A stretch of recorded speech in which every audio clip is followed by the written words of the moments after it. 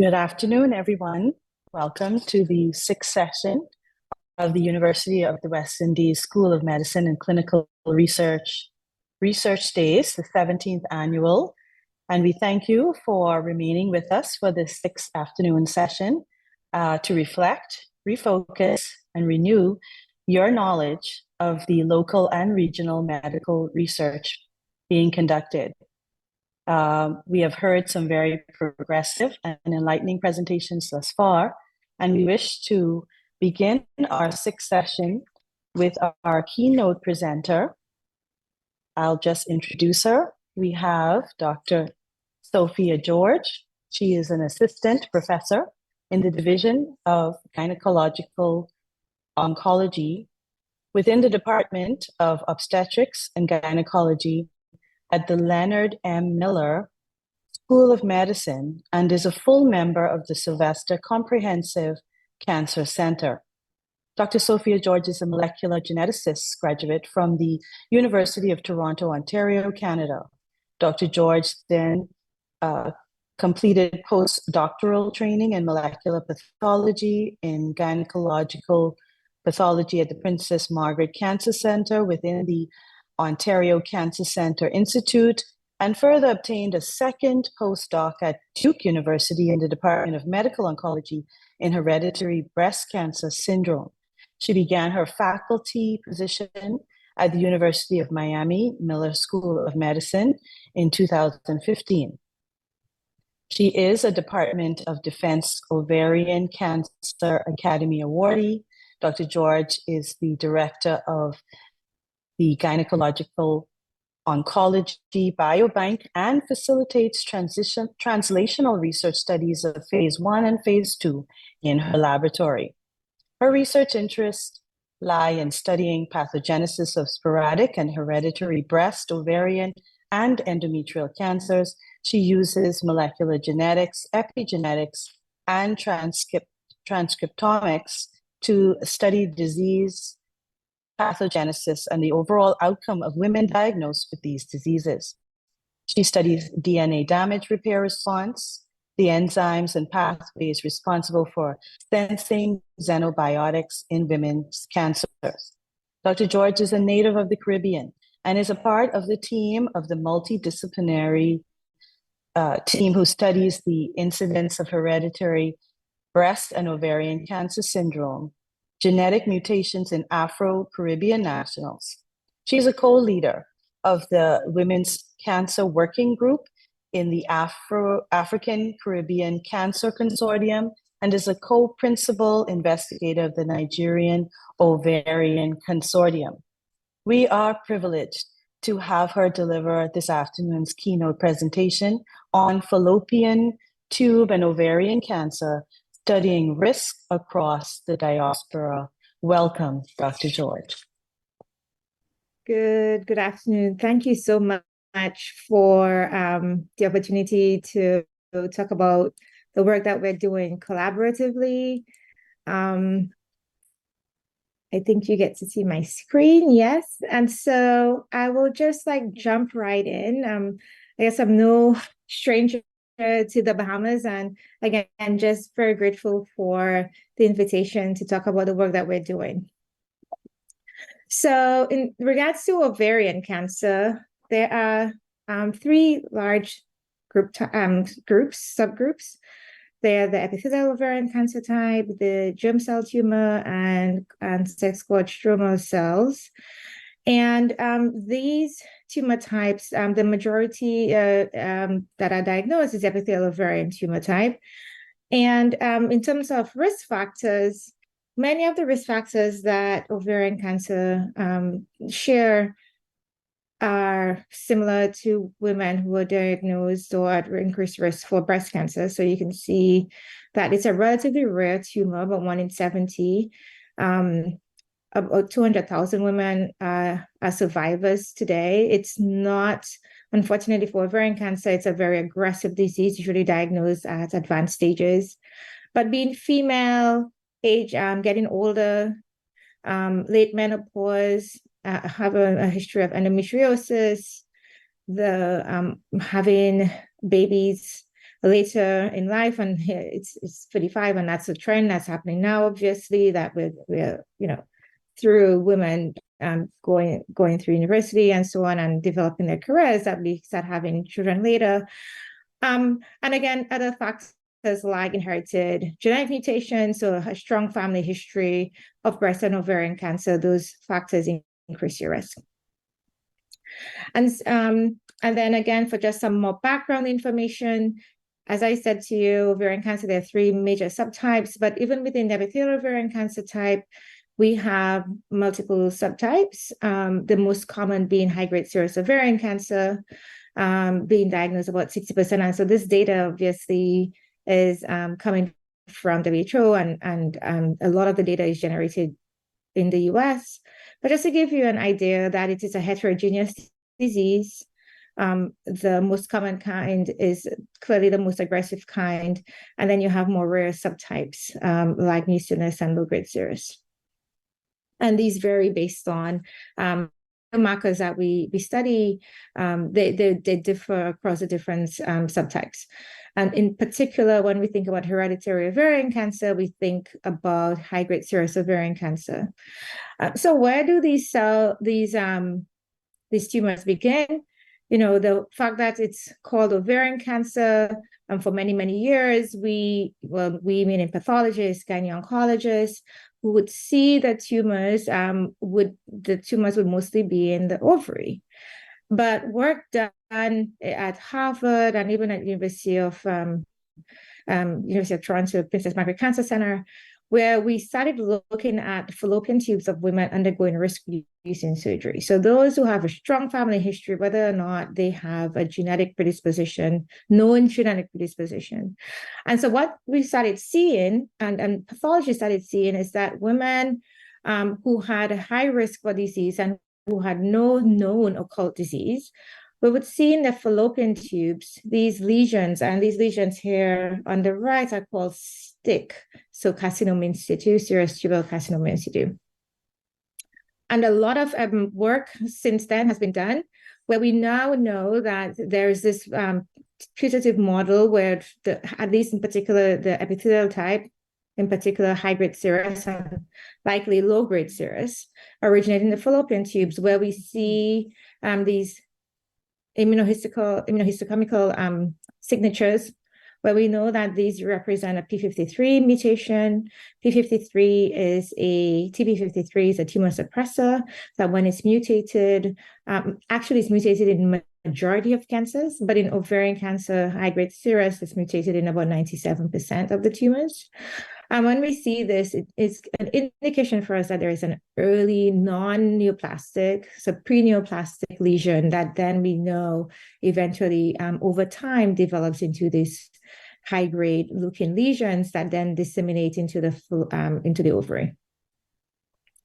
So these genes, when we talk about hereditary ovarian cancer, when we think about data and data that's been published looking at the population at large, we see that the majority of women diagnosed with ovarian cancer are sporadic, but about 20 to 25% have an inherited mutation, so something that came from mom or dad. And that these mutations in particular are BRCA1 and BRCA2, so that's the most common type and most common genes that are mutated. The specific mutations vary across populations. I'm speaking to a Bahamian audience, and you well know that there are specific mutations unique to your population, particularly in BRCA1 and BRCA2. And recently, RAD51 was identified as another gene that's common-ish, not as common as BRCA1 and BRCA2. But in general, these mutations or these genes are linked to DNA damage repair and response. And what we know is over time, with having these mutations, independent of the population, we see that BRCA1 mutation carriers have an exponentially increased risk by the age of 60 and then by 70 compared to the general population. And as you can see, similarly for BRCA2, the risk is not as high, but significantly higher compared to the general population. We also know that when women undergo risk-reducing surgery by removal of their fallopian tubes and their ovaries, that we see a significant risk, a decrease in risk of developing ovarian cancer. And that's about 96%. And as I said again, when we look genomically, so looking at the genetic makeup of these fallopian tube cancers, you would say, that mostly start in the fimbriae, so the end of the fallopian tube. We see that these mutations and the genomics signatures are reminiscent of what we see in the metastatic disease. So I'm going to switch a little bit about talking about now what we know about ovarian cancer risk outcomes in populations outside of or beyond European ancestry. So this data is data that is US-centric. We see that ovarian cancer mortality in general is decreasing. However, when we look at data that's published every year, so annually, the American Cancer Society publishes its cancer statistics. And we see that over time, the mortality rates for Black women specifically, or people of African ancestry, are not necessarily decreasing.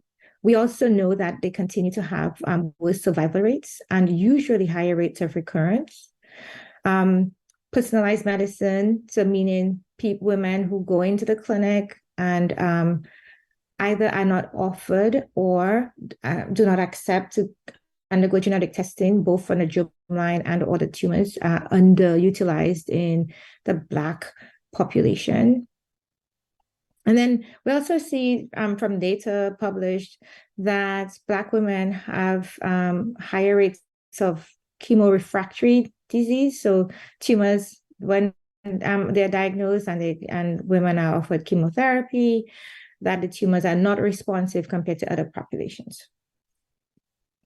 So as I said to you, we have different types of ovarian cancer, in particular epithelial ovarian cancer types that are very common, more common than the other types, I would say. And when we look, so this is data looking at Florida Cancer Data System. When we look at this data, we see that Black women, no matter the types of ovarian cancer that they're diagnosed with, have worse overall survival. And so non-Hispanic white here is the gray, the darker gray. Non-Hispanic, sorry, Black is a darker gray line. Where you see that they have worse overall survival, independent of the disease type. Of course, there are multiple factors contributing to these racial disparities, but one of the things that we're working towards collaboratively is understanding both the genomic, the genetic, and also social determinants of health across different populations. When we specifically look at, again, in the US and even for you in the Caribbean, we have a Hispanic versus non-Hispanic populations. There's this thing called the Hispanic paradox, at least from the perspective of the data we see in the US, where women and different populations who are Hispanic seem to have a better, or do have a better overall survival when diagnosed with different cancers. And that is the same for ovary, for endometrial cancer, for breast cancer, at least from the data that we have published and analyzed in our group. And so, of course, one component of that is understanding how, well, one, is it a genetic contribution that is resulting in a better overall survival in terms of response to treatments? Is it the types of tumors that are being diagnosed, and also the access to care and society and community? So this is work that is ongoing, not necessarily by myself, because my work and with others focuses specifically on the Afro-Caribbean and African-American populations, for which there are Black people in Latin America, but you can imagine that this is like a significant complexity. I'm trying to disaggregate both race and ethnicity here. So one of the things that we have been interested in finding out is to understand, well, what do we first of all know about the Global South? And then what about ovarian cancer, actually about many cancers, but understanding that we need to start disaggregating these groups. As I said, we've talked about Black people, and Black people are not homogeneous, but heterogeneous. We come from different genetic backgrounds. We're mixed the mixes differ based on region, and also we have different social behaviors based on our clearly our own subcultures. And so how does nativity contribute to where you're born, contribute to both the etiology, so when cancers develop, how they look like, in terms of the risk factors, whether you're an immigrant versus a native born, does that matter? Genetic predisposition, the types of genes that we inherit, both those that contribute to our genetic makeup in general, but also specifically from the perspective of risk for cancer, and then the tumors that arise in us. Are they similar? Are they different? So we are taking this approach by looking at local, from the perspective of Florida and the United States, regional, which is the Caribbean, and then transatlantic, and from the perspective of Africa, the continent, and in particular West Africa for this work. So we published this now a few years ago in 2021, where we looked at data that is available through the WHO and asked questions about the prevalence and incidence in general of ovarian cancer. And you can see here that in the Caribbean, so the yellow that you see is Oceania. And you can see here that and the other places that have high burdens of disease, unfortunately, fall in the Caribbean. So we have high incidence and high mortality rates. So here's Trinidad, here is Bahamas. And then we see also then for Africa, both West and East, that you have lower incidence rates, but high burden of higher mortality rates. And that you can, and we can ascribe that to both the infrastructure, but also maybe genetics and different exposures. And then you can see in relative to the United States, where the incidence rates about 8 to 100,000, and the mortality rates are about 400,000. So you see, like in Trinidad, it's double, and of course in the Bahamas you have 6 in 100,000. So it's a high relative to other populations. So we published this in 2021, and you can see here, this is a list of all the authors. This was a quick project that we did during the pandemic, where we decided to analyze tissues that are in the pathology lab of women, and some clinical data that were diagnosed with ovarian cancer, to understand, one, the types of ovarian cancers that we see across the Atlantic. And this was, as you can see, a highly collaborative work from individuals both in the US, in the Caribbean, and in West Africa, in this case, in Nigeria. And so what we did, at least from the perspective of Nigeria, so we know we have a lot of data. A lot is maybe relative and not relative, but we have significant data already from other projects understanding the spectrum of ovarian tumor types in the Caribbean, at least for the sake of both using Florida data and some data that we garnered from the Bahamas. And we see, but at least in Nigeria, which is like 1 in 5 Black people apparently are Nigerian on the continent, big population. We have a lot of genetic ancestry linked to Nigerian from the perspective of the transatlantic slave trade. And so we did a study across 22 or so centers, asking, well, what are the types of ovarian tumors that we see? And we see here that the majority were epithelial ovarian type, which is not surprising, like that's the most common kind. And then we have the sex cord and the germ cell tumors. There's ongoing work here with this because we identified challenges in terms of the pathology and so on. I won't go into that here. But one of the things we also saw is that the age of diagnosis varied based on country of birth. So you can see here, for example, for the epithelial ovarian tumor types, the Nigerians were the youngest diagnosed, and then you can see what the range is between the Caribbean-born, that's CBP, and US-born Black women.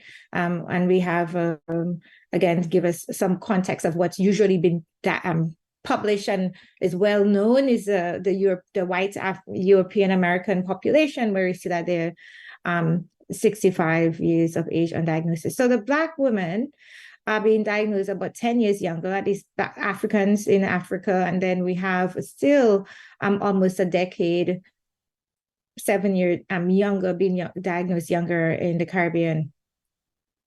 Similar observations were made with germ cell tumors, whether women are younger compared to other populations, and then there is a slight variation across the three groups of Black individuals, of people of significant African ancestry, and similar to the sex squatch stroma. So in general, we've seen a younger age of diagnosis in our population compared to others.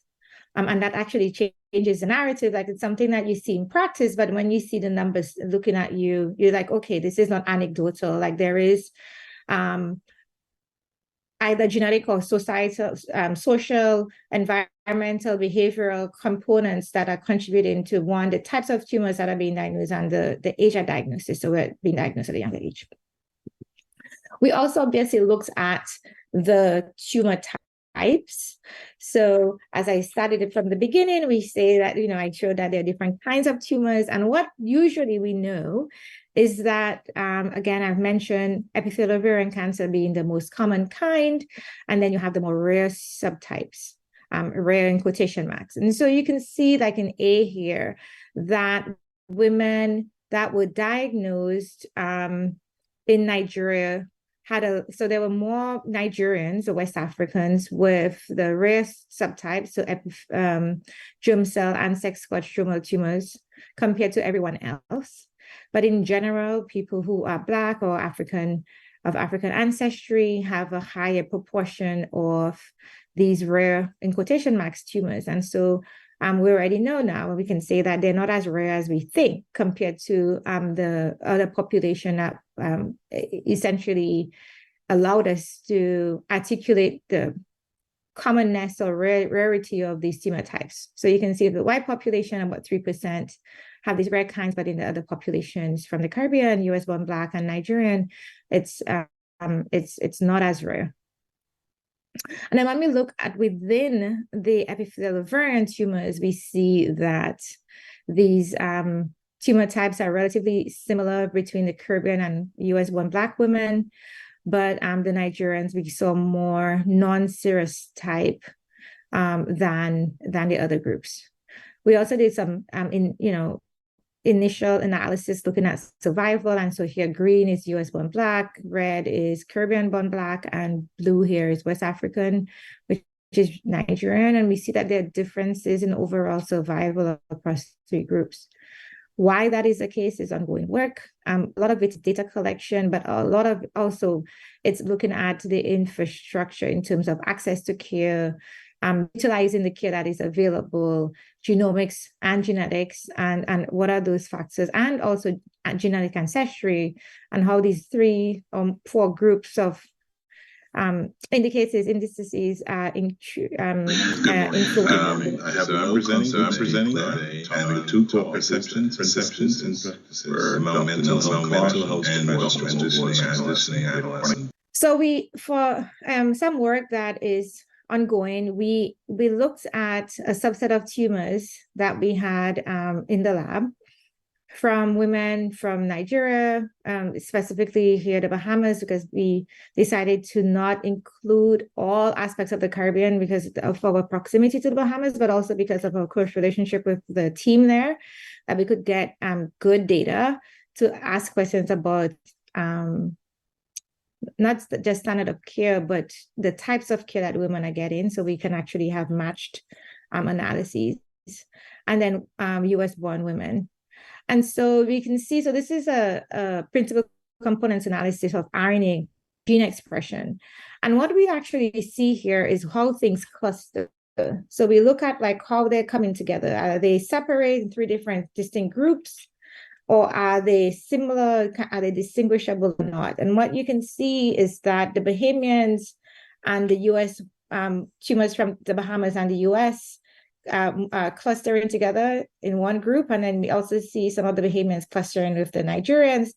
And so we're asking questions about, one, similarities and differences across the 3 groups. This is literally ongoing work in the laboratory. And one of the things that my PhD students asked is like, well, specifically when we compare one group versus another, what are the genes that we're seeing differentially expressed? And is that going to give us an indication of at least response to care, to standard of care, response to, or etiology of the disease and different makeups? We anticipate and expected to have different gene expression groups because we're in 3 different spaces.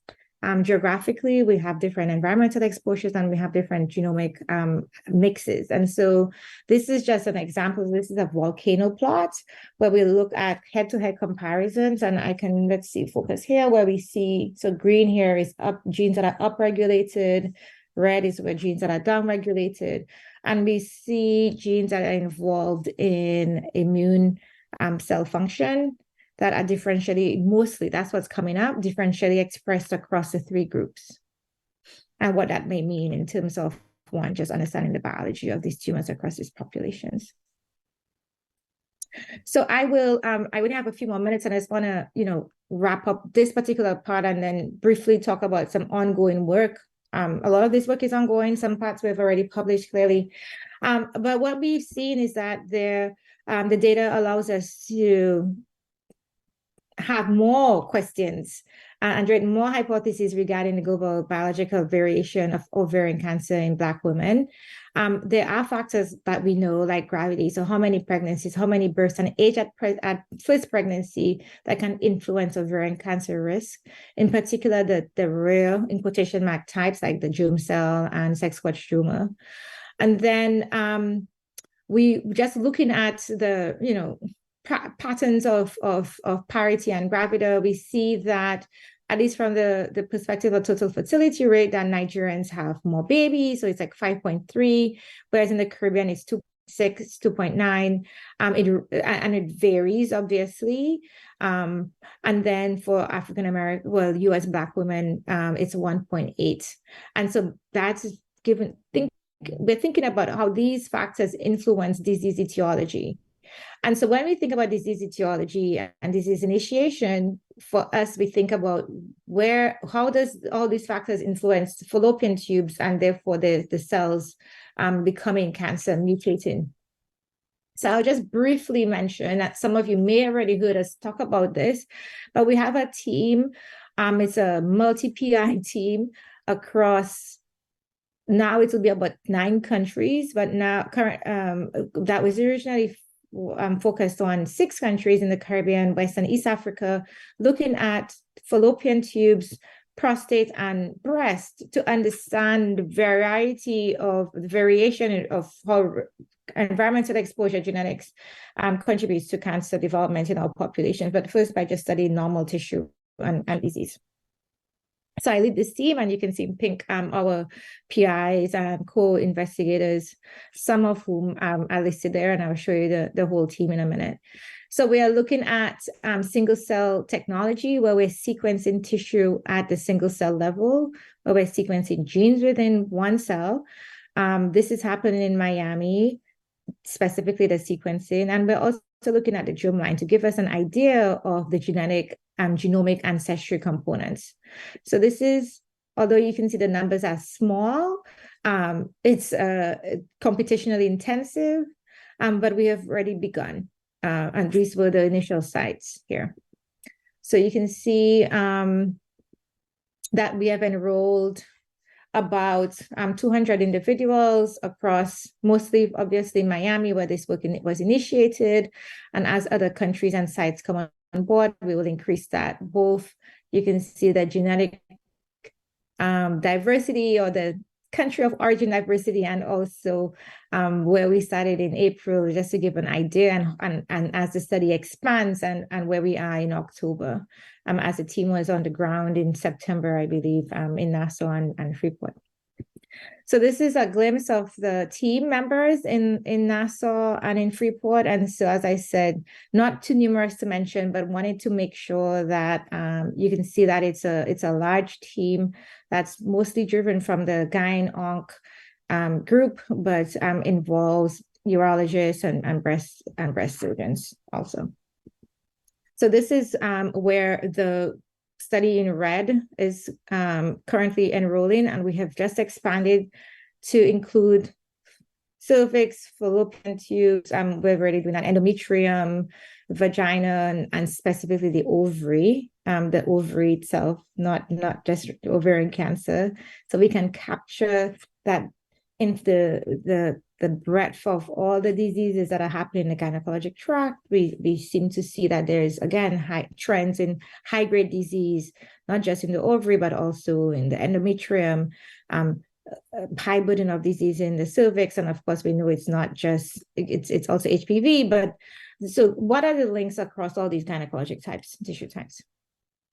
And just briefly to give an idea of what this type of data looks like when we plot it. So this is data that's generated from BRCA mutation carriers in a cohort in Miami. These dots represent, each dot represents a cell, and the colors represent the cell types, so that the algorithm tells us, like, this cell in the orange here, it's a ciliated cell, and these cells are immune cells, and then this variety of both stromal cells and also epithelial cells. And so when we get all of this data, we're going to ask questions like this, like, do we see different proportions of cell types that are linked to increased risk for disease in these populations, and across different population types? So I will stop here and just acknowledge one funding work. As I said, it's highly collaborative. It's across many spaces, and I've tried to highlight that throughout my slides. But also, obviously, thankful for the Bahamian team on the ground, and our funders and our community partners across the US in particular. So with that, we'll stop because I'm at time. Thank you. Thank you very much, Dr. George, for that very excellent and informative presentation. We'll now entertain questions or comments about Dr. George's presentation at this time. We have one comment in the chat. Dr. George, thank you for your insightful presentation. A question, since the post-COVID season, there are doctors in varying disciplines seeing a remarkable higher incidence of cancers, while research is needed to concretize these valid observations. So that's a comment coming from Dr. Misty Spencer Prince. And then she follows with a question, do you see any increase of gynecological cancers? Sorry. So I want to acknowledge that, yes, that is the case in the US, at least from the perspective of Miami. One of the things that we know the impact of COVID has done is, well, folks didn't go to get their screenings done. So the increase is not yet attributed to some phenomenon beyond the fact that access was subdued. And so those women are now coming in because they have symptoms, rather than would have participated earlier in a screening program or gone under their Well Woman or their annual visits. Thank you, Dr. George. So we have Dr. Sinqui. She has her hand up to ask a question. Thank you very much. Ahead. It's more a comment. Thank you very much, Dr. George. I think that the group that you're a part of has done some great collaborative work and forward similarities and disparities between what is already established in the literature and what we used as our standard benchmark for the measurement of lots of cancers over the years. I'd also like to mention that the Bahamas is also being included in a genomic study on the nasal swabs in children. And I think it's a similar group that is funding your project, is also a part of funding this project too. So it's good to see that we are being included in even a small way in making some landmark changes in the world. Thank you very much, and congratulations for the work your group is doing. Thank you. Thank you, Dr. Sinqui. We have Dr. Mortimer Moxie. Yes, good afternoon. I was going to comment on the link, the historical link between the Black people of the southern US and the Bahamas. In history, after the American Civil War, or during the American Civil War, many loyalists came with their slaves, thousands of slaves to the Bahamas. And we're close to the Gullah and Geechee people, of the Carolinas. So has any work been done in that group compared to us here in the Bahamas? And also, I wanted to ask you to comment a little more about the environmental factors, and is talc a contributing factor to ovarian cancer that we see? Yes, so yes, we know about the relationship between South Carolina and the Bahamas and also Barbados. But we ourselves, and I'm not aware of any studies directly comparing the two groups or including, and we have another project that's ongoing across 14 countries looking at the genetics of breast and prostate cancer. We have sites in Alabama, in Augusta, Georgia, and obviously Miami and Philadelphia, but not in South Carolina. And that's maybe something that we can think about in the future, but not currently. And then in context of environmental factors for us mean a few things. One, diet, exercise, smoking, alcohol. It also means like the literal environment, the air. We also know that there's a relationship, like studies have been published now looking at the relationship with talcum powder use and increased incidence and burden of ovarian cancer. You maybe have seen these lawsuits. That's not the lawsuits actually originated because of, well, there was scientific research happening at the same time as the individual who was diagnosed with ovarian cancer and attributed to talcum powder. So there's a lot of things that are still going, like hence the reason why we want to do an epidemiologic study across these populations, our populations in particular, as we have these, I wouldn't say unique, but our behaviors and attributed to one, our history of being enslaved people, but also just what we've decided to do now in this day and age, how we like different exposures to different chemicals in the use of like hair straighteners and we now also know increases risk for cancer, and or uterine fibroids. That's a study that was published recently. And so there's a lot of work to be done to detangle or genetics, diet, exercise, the influence of those things, which we know are important. So having a healthy cardiovascular and diet, exercise is important in all cancer types. And then, of course, utilization of hair care products and other body products that we use. Great, thank you. Mm-hmm. Thank you. Thank you, Dr. Moxie, and thank you, Dr. George, for that answer. So we have a question in the chat from Jasmine Ferguson. You mentioned that ovarian cancers have precancerous origins from the fallopian tubes. Do we have ways of detecting the precancerous lesion, or is that ongoing research? So that's ongoing research. One of the tools the clinicians have in their toolbox is the CA-125 blood test. Now, there is an ongoing study with the MD Anderson, University of Miami is one of the sites where we're looking at CA-125 in women who do not have known cancer to identify the range of normal. But otherwise, unfortunately, like the fallopian tubes, the cells shed, there's a group that's looking at using pap smears to identify tumors, but it's not yet standard of care. The technology that needs to be used to identify these mutations, these cells, these rare cells that have these tumors, in the case of people who don't have overt disease, right? So if someone has disease, then we're not doing the screening, we're just confirming that it's one type of versus another. It's not, we don't have a tool. So we are working on it. A few people are working on it. One of the other things, obviously, is family history, right? So places like the Bahamas, where we know there is a high burden of BRCA mutation carries in context of cancer. And therefore, now in the context of family history, so if you know someone who's had been diagnosed with breast, ovarian, prostate, colon cancer, pancreatic cancer, you should definitely have the conversation with your gynecologist,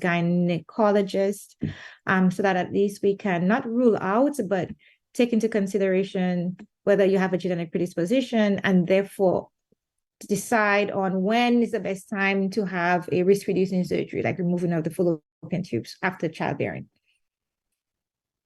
Thank you. So Dr. Homer Bloomfield has a question or comment. Go ahead. Excellent presentation, Dr. George. From your current research, is it now time for us to start routinely screening women for ovarian cancer? And if so, beside the genetics, are there any other pointers? And you just commented on the fallopian tube. Instead of doing the modified polymerase like we did, should we now be doing bilateral salpingectomies to reduce that possible risk for ovarian cancer? Right. So that is, some centers are practicing this. MD Anderson, for sure in Canada, at the West Coast, even at UM, we're practicing opportunistic, it's called opportunistic salpingo-oophorectomy or salpingectomies, so that those women who are having a hysterectomy or any gynecologic procedure where the fallopian tubes are no longer needed, and there have been studies showing that it's not adding significant time in the OR and or outcomes, worsening outcomes. And so, yes, opportunistic salpingectomy would be ideal if that's appropriate. Thank you. Thank you. Thank you, Dr. George. Thank you once again for a wonderful presentation. And thank you for your responses to the questions and comments as well. So we will now, I don't see any further questions at this time.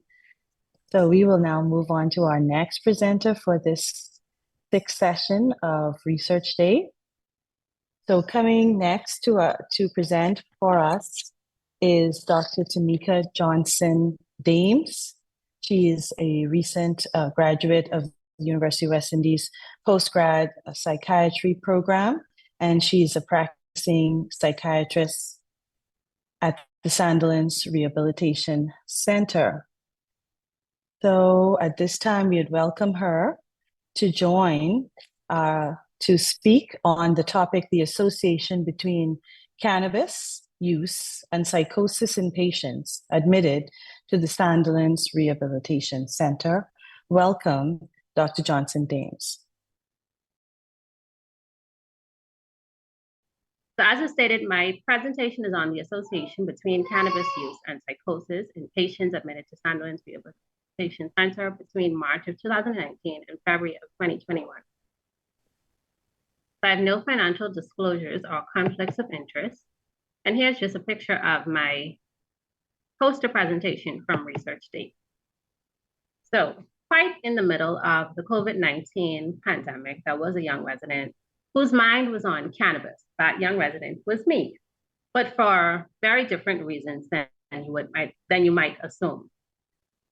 So there were a lot of discussions that were going on as it relates to cannabis and its legalization, and that's being specifically recreational cannabis. And here at home, we had begun our own discussions about the legalization of, well, the decriminalization of recreational cannabis, and also discussions about medicinal cannabis.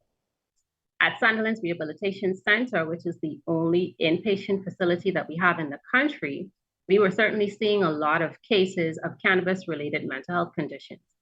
So I thought it would be prudent to do a study so that we could look at some of the mental health effects that we were seeing and have something more than just anecdotal evidence about what was going on in the country.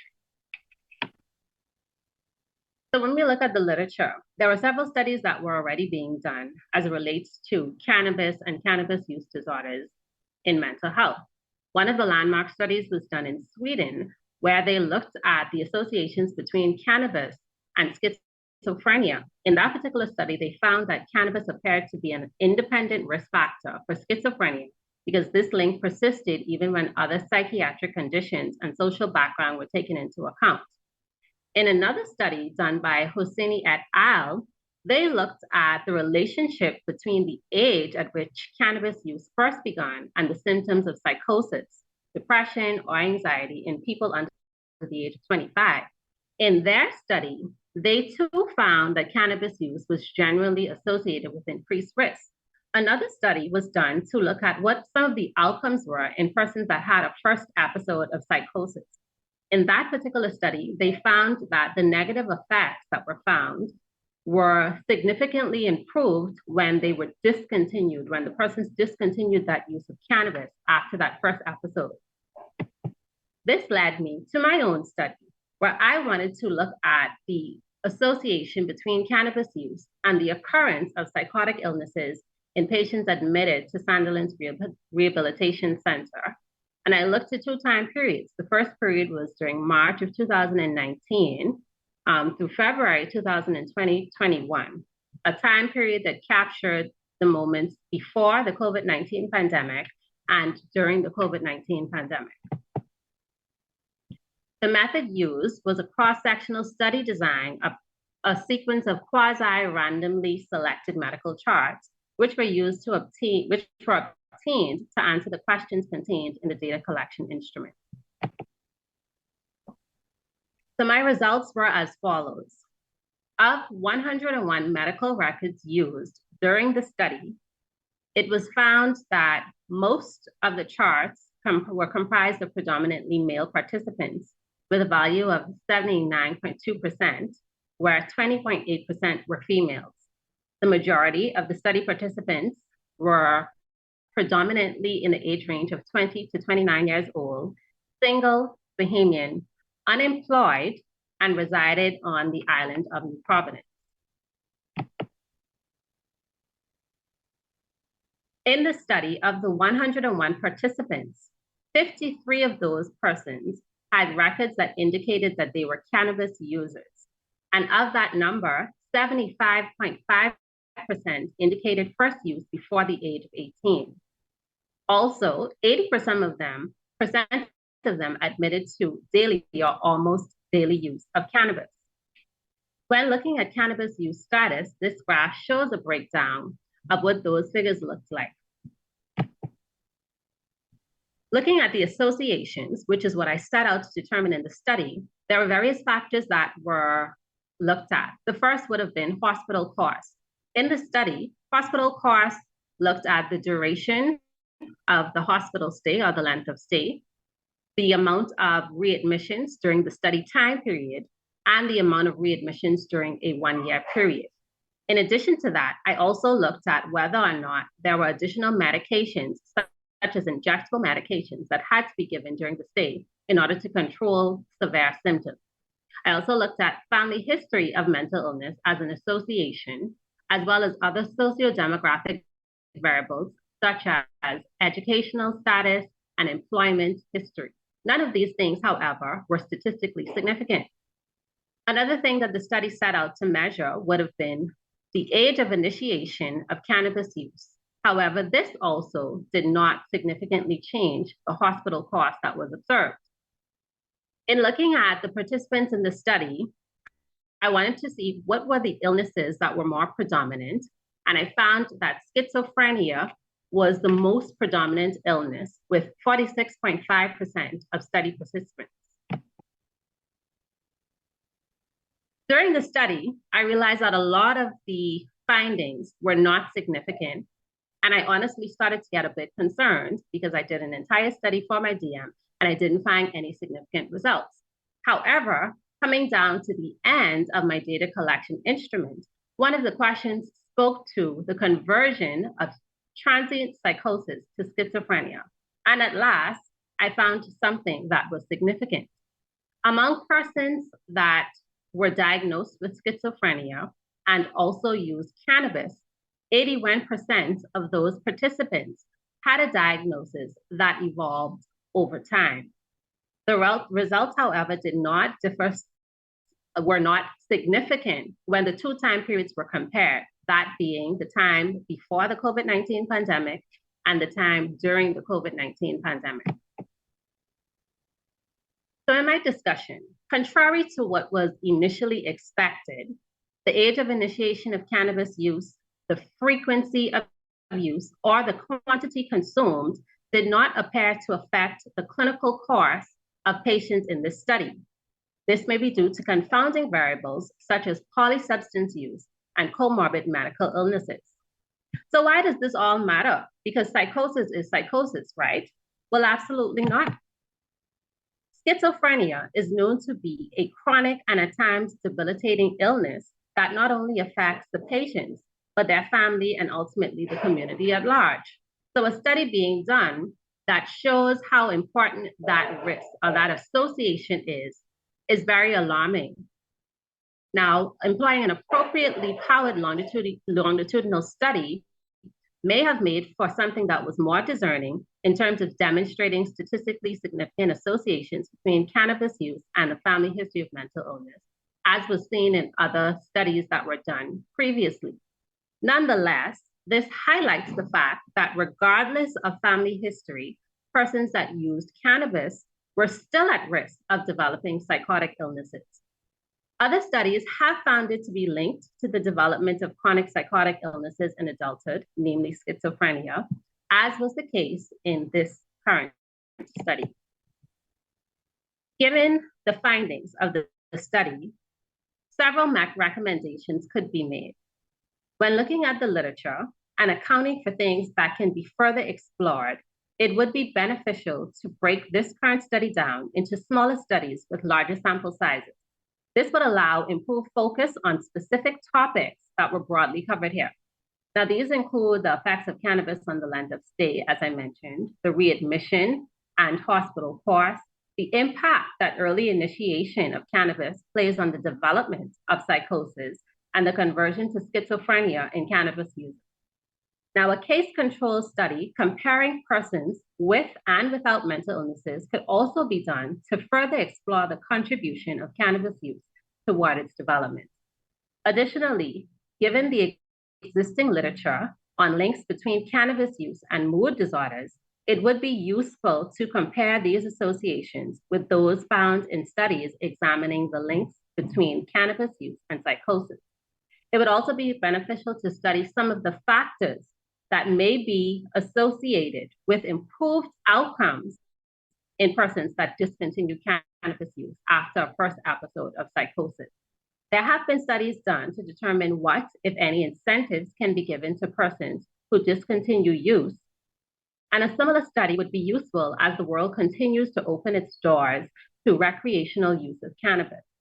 Decreasing the occurrence of cannabis-related healthcare or cannabis-related mental illnesses can lessen the burden on our strained healthcare system and allow the impacted individuals to recover and be productive members of society once again.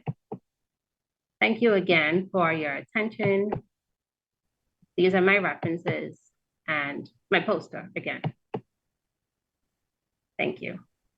Thank you, Dr. Daines, for that very thought-provoking presentation. Thank you for sharing your research with us. So I found that there are quite a few studies that have shown cannabis and its association with inducing long-lasting psychotic disorders, as your study obviously found with its study population. Did you find a dose-response relationship as well with your study population?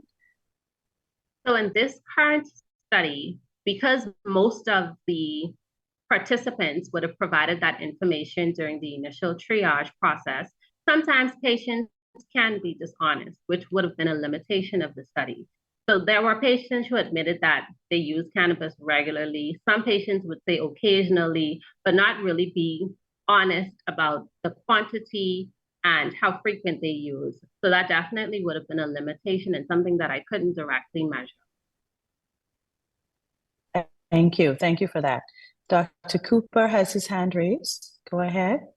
Hi, good afternoon. Very interesting study. And thank you for bringing this information to light. I have a question about your findings. So if you don't mind, could you just repeat the numbers? And I would like to clarify a few things.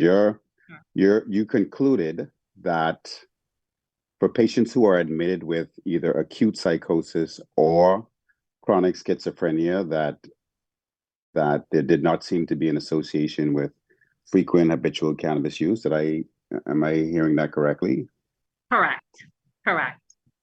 So what percentage of patients who were admitted either with acute psychosis or schizophrenia were actually habitual cannabis users?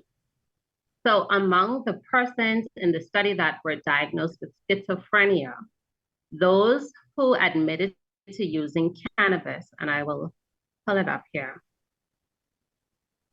there were 21 persons who had a final diagnosis of schizophrenia who also used cannabis. So in the study, the majority of participants, 47% participants, had a diagnosis of schizophrenia. Of those 47 participants, 21 of them admitted to frequent cannabis use. And among those who admitted to using cannabis frequently, 81%, which would have been 17, had a diagnosis that had evolved. So the evolution would have been measured by persons that would have come in with a transient or brief psychotic episode, and over the course of their history at the center would have then been converted to schizophrenia. So, I mean, it sounds like to me that almost 50% of people who develop schizophrenia, which is a chronic mental health condition, are habitual cannabis users, correct? Could be implied. And you don't think that that's significant? I think that that's very significant, because 21 or almost 50%, whatever that percentage is, 81. 31%. 80. So 81%. So 81% of the Bahamian population, there's not a similar rate of habitual cannabis use in the general population. The majority of people who, and this was a study that was actually published through Dr. I don't remember his name right now, but they had seen a double in the amount of people admitted to Sandlands Rehabilitation Center for cannabis-related illnesses. And at a time when the government is proposing to decriminalize cannabis and allow medical cannabis, which in most jurisdictions also increases recreational cannabis, that sounds concerning to me, that almost 50% of the people who were admitted for schizophrenia were actually habitual cannabis users. So if you, and I'm sure the majority of people, I don't know if you actually look at this, but the majority of people who become habitual cannabis users have initiated cannabis use in adolescence or childhood. And so we can extrapolate that to say, well, if you're going to have a cannabis industry that decriminalizes cannabis, gives more access to cannabis, particularly in the adolescent population, you should expect that you're going to have more mental health disease associated with cannabis in the very near future. And that, in my opinion, I think that that's something that you can deduce from what your conclusions are, which is significant. Thank you. And I agree, which is why in my recommendations, it wasn't so much to say that the government could not move forward, but in light of what we were seeing at Sandlands, in light of what the literature shown, in light of what this study shows, I think it's important to make sure that the mental health resources are strengthened. So we know that the country wants to be progressive, but it's important to also provide people with the facts and allow them to see some of the things that they would be at risk of, especially with the genetic pool. If you have a family history, a strong family history of mental illness, and now you decide, I'd like to experiment with a little cannabis, then you should know, well, this is what the studies show, that this could possibly increase your risk of developing an illness because it's been associated with this chronic mental health issue of schizophrenia. So I did find it very alarming. I would encourage you to continue work, and to, if you continue to be at Sandlands or associated with Sandlands, to put some sort of a protocol in place where cannabis associated mental illnesses are sort of flagged or highlighted so that you can see what the incidence of cannabis-related mental disease is prior to the passage of this bill, which is likely going to pass, and then what the results look like or what the numbers look like after the passage of the bill a year or two later. That's going to be very important for the government to sort of decide what sort of lower risk user guidelines we're going to put in place to prevent this rise in cannabis users and possibly a rise in mental health related disorders. So I thought this was a very relevant and timely presentation. Thank you. Thank you. Thank you, Dr. Dames, and thank you, Dr. Cooper, for that very interesting discussion and the points raised. Very important points indeed, and a subject that we need to pay very close attention to as mental health professionals, particularly at the Sandilands Rehabilitation Center. I wanted to ask you, Dr. Dames, was there any association with development of psychosis and persons who may have used cannabis mixed with another drug? Was that something that you looked at in your study, and any incidentals on that? So I did look at polysubstance use as it relates to the changes or some of the associations that I sought to measure. But some of the patients, again, it's difficult to say what they're being honest with. So some will tell you, I don't use any drugs, and then you do the urine toxicology, and then it's positive for THC. So when I looked at the significance of those associations, I didn't find anything that was striking. Okay, thank you so much. It affected the results. Indeed. So we have our next presenter is Dr. Petra Forbes. She is also a recent graduate of the psychiatry postgraduate residency program and a psychiatrist practicing at the Sandilands Rehabilitation Center. She will present to us on the topic depression and post-traumatic stress disorder amongst physicians, nurses, and emergency medical service technicians in Abaco and Grand Bahama in the Bahamas after Hurricane Dorian. Welcome, Dr. Forbes. Okay, there we go. Good afternoon, everyone, and thank you for this opportunity to present my research paper to everyone. So good afternoon, colleagues. Protocol already being established. I will be presenting on depression and post-traumatic stress disorder among physicians, nurses, and emergency medical service technicians in Abaco and Grand Bahama in the Bahamas after Hurricane Dorian. I have nothing to disclose. However, I would like to thank Dr. Eugenia Kumbi, Dr.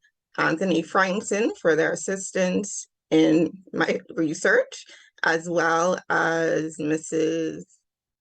Suja from the medical library with my references, Dr. Shakira Carroll, as well as Dr. Taran Clark, who was my point person in Abaco, and Nurse Tradisha Wildscombe, who was my point person in Grand Bahama. My outline, I will be going through my background, my objectives, methodology, results, discussion, conclusion, recommendations, and references. And this is a video showing aerial shots of Abaco after Hurricane Dorian. So Hurricane Dorian was a Category 5, 185 miles per hour hurricane that devastated 2 of the islands in the Bahamas. It hit Abaco on September 1st and then moved on to Grand Bahama on September 2nd of 2019. The eye of the storm sat over Grand Bahama and did not move for almost 40 hours. The storm tides reached a high of 25 feet and poured approximately 3 feet of water over the Bahamas, and the estimated financial damage was $4 billion. To date, there have been 76 confirmed deaths, and almost 300 persons are still missing, according to NEMA. So what is a depressive disorder? It is characterized by sadness, loss of interest or pleasure, feelings of guilt, low self-worth, disturbances in sleep and appetite, fatigue, and poor concentration. It lasts, according to the DSM-5 criteria, it has to last for a period of at least 2 weeks and impairs functioning and is not attributed to another mental or medical illness. Globally, the total number of persons with depression is 5% in the world, according to the World Health Organization. Post-traumatic stress disorder is characterized by exposure to actual or threatened death, serious injury, or sexual violence, with symptoms of intrusion, negative mood and alterations, marked reactivity and arousal, persistent avoidance for more than a month, causing clinical distress and impairment of functioning. Nearly everyone will experience some range of trauma, but most persons recover from it. Globally, it's estimated that 3.6% of persons suffer from post-traumatic stress disorder. So what was the aim? We wanted to assess the prevalence of PTSD in these healthcare workers, the prevalence of depression in these healthcare workers in the islands of Abaco and Grand Bahama who experienced Hurricane Dorian. What was the rationale? There was no published empirical data assessing depression and post-traumatic stress disorder in the Bahamas at the time this research was done. Also, by determining if in fact healthcare workers did suffer from higher amounts of post-traumatic stress disorder and depression, governmental agencies as well as healthcare entities could implement free intervention programs that could be accessible for staff. Also, some of the effects of post-traumatic stress disorder and depression, such as poor performance, decreased concentration, can cause legal ramifications if errors are made, and poor performance at work, as well as increased absenteeism. Which search engines were used in this study? We used Google Scholar, EBSCOhost, and PubMed. 70 journal articles were initially looked at, ranging from doctorate theses and journal articles. However, 42 articles met the eligible reference criteria. For our methodology, the design was a cross-sectional study where participants completed our survey. The study population was voluntary, self-selecting doctors, nurses, and EMS technicians in Abaco and Grand Bahama who experienced Hurricane Dorian in September 2019. The screening tools used was the post-traumatic checklist for the DSM-5, and this was reliable. This was Seven et al. In 2016 used the Cronbach's alpha range of 0.56 to 0.77, and their results indicated test-retest reliability and validity. For depression, it was assessed using the Beck's Depression Inventory 2, and Kona et al. In 2007 confirmed the validity and reliability of this test.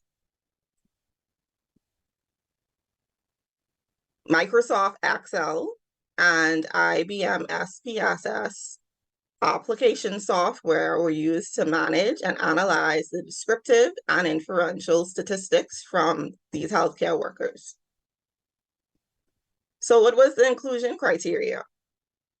Nurses, doctors, and EMS technicians in Grand Bahama and Abaco willing to consent and complete the study survey. They had to be 18 or older. These healthcare workers worked during, immediately after, and up to 6 months post-Hurricane Dorian, and they must have been literate in English. The exclusion criteria were those who did not meet my inclusion criteria. So our results. Using Cronbach's formula to determine the minimum sample size needed, it was 107 participants, and this study included 122 healthcare workers, 64 doctors, 47 nurses, and 10 EMS technicians. Prior to Hurricane Dorian, there were 118 healthcare workers who were never diagnosed with a mental illness. There were 2 previously diagnosed with anxiety, 1 with schizophrenia, and 1 with bipolar disorder. However, no healthcare workers met the criteria for depression or post-traumatic stress disorder. After Hurricane Dorian, there were 32 healthcare workers who met the criteria for clinical depression and 15 healthcare workers who met the criteria for post-traumatic stress disorder.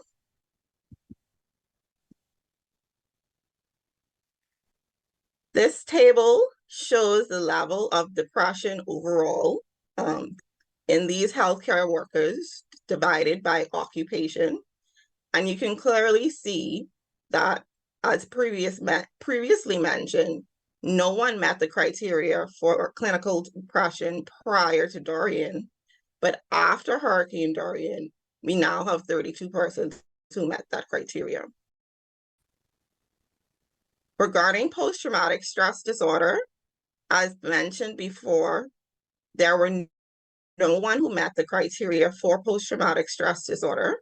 However, after Hurricane Dorian, we had 15 healthcare workers who met this criteria, 7 EMS technicians, 5 nurses, and 3 doctors.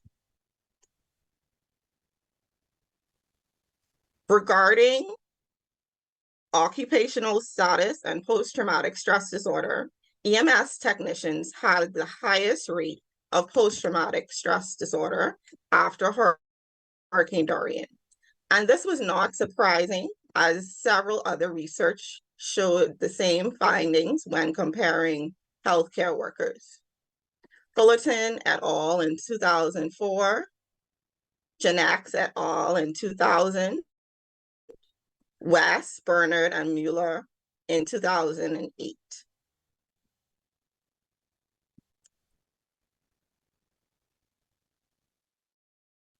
Another statistically significant finding was age, years of work versus for depression as well as post-traumatic stress disorder. And we found that persons with the least amount of years worked had higher levels of post-traumatic stress disorder and depression. And persons who had more years of experience and work had the least amount of depression and post-traumatic stress disorder. And this was also found in several studies as well, and it's not unique to our study.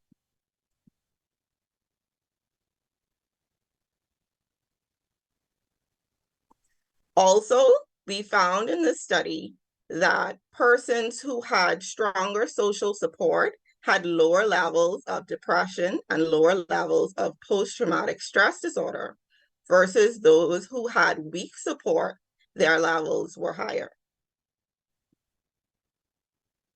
This study showed that there were 32 participating healthcare workers post-Hurricane Dorian who met the criteria for depression, while prior to the hurricane, no healthcare worker was diagnosed with a depressive disorder. This is an important finding in that there was a 32-fold increase in depression in these healthcare workers after Hurricane Dorian. And when we compare this to international statistics for major depressive disorder in regards to lifetime prevalence, our healthcare workers had a 5 times higher than lifetime expected prevalence. After this historic travesty of Hurricane Dorian, our studies found that 12 doctors, 14 nurses, and 5 EMS technicians met the Beck's depression criteria for major depressive disorder. This study showed that there were 15 participating healthcare workers post-Hurricane Dorian who met the criteria for post-traumatic stress disorder, while prior there were no healthcare workers who met the criteria for this diagnosis. This is an important finding in that there was a 12-fold increase in post-traumatic stress disorder in these healthcare workers. And when compared to international statistics, the lifetime prevalence of post-traumatic stress disorder is 3.6%, and our study's population was 12.3%. In breaking down the post-traumatic stress results by occupation, there were 3 doctors, 5 nurses, and 7 EMS technicians who met the criteria.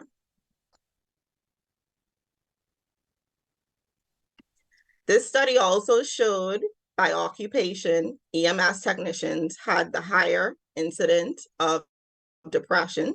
This group of healthcare workers were the first on the scene and witnessed unfiltered cataclysmic wrath of Hurricane Dorian. It was the EMS technicians who witnessed the bodies floating in the streets, severe trauma, and pulling persons from their homes. And again, this is not unique to this study, as several studies have shown this as well, that they were the highest healthcare workers after the natural disaster. This study also showed that with the least number of years worked, they had statistically higher levels of post-traumatic stress disorder and depression. And as the number of years of experience increased, there was a decline in healthcare workers' depression scores, as well as post-traumatic stress disorder scores. Several studies also show the same result as well. Tak et al. In 2007, after Hurricane Katrina, found that EMS technicians who had low supervisor support were associated with increase in depressive symptoms. Similarly, West et al. Found with police officers after Hurricane Katrina, there was a perception that inadequate preparation and training increased the risk of police officers with post-traumatic stress disorder.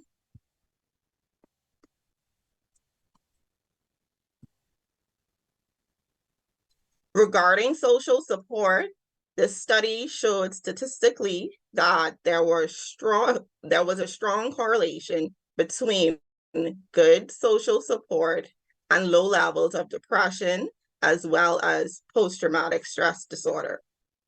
Excluding the 3 healthcare workers whose response indicated no social support, which was a very small subsample, the overall pattern was that healthcare workers' scores decreased as there was an increase in their social support. This decrease is seen even more profoundly when examining the sharp decrease of depression results in the 75th percentile.